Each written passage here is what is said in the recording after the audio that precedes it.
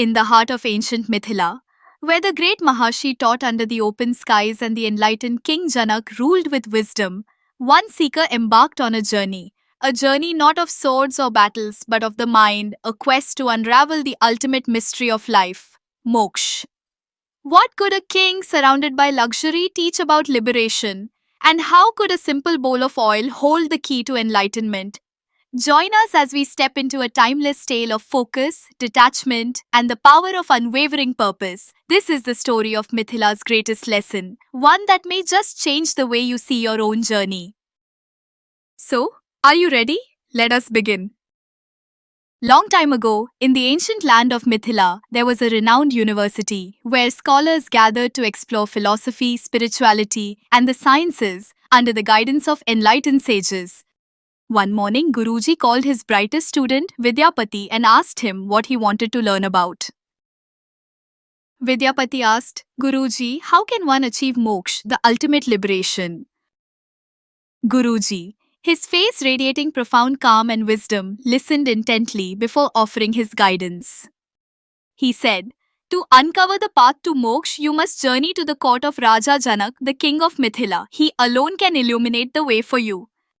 Vidyapati, however, was deeply puzzled. The question lingered in his mind, casting doubt over Guruji's guidance.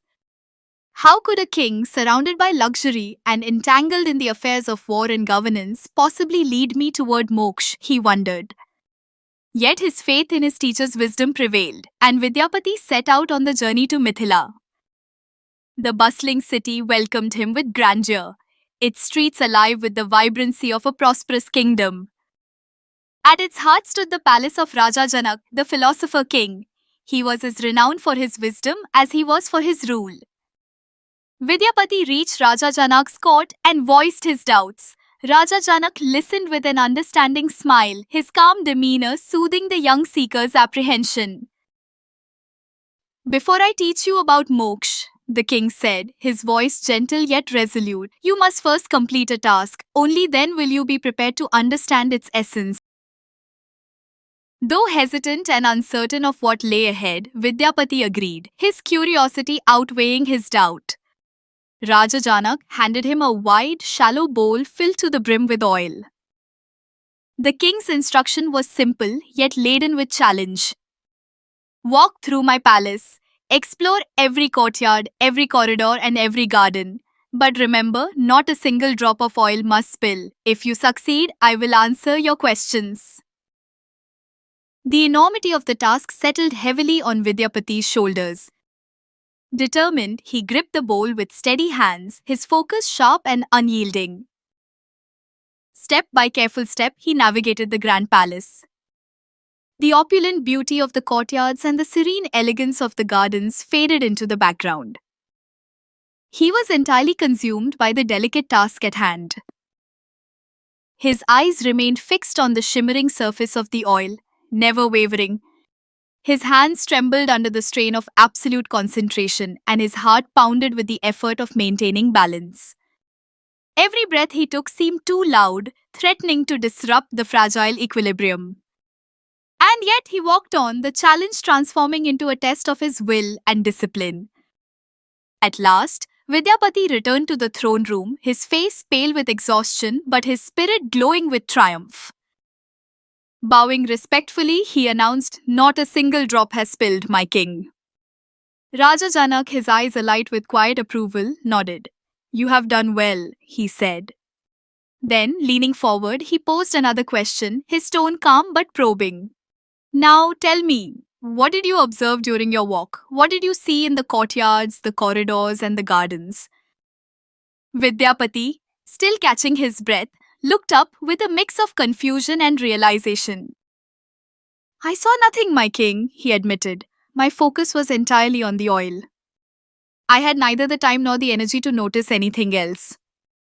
King Janak's smile deepened, a glimmer of wisdom dancing in his eyes.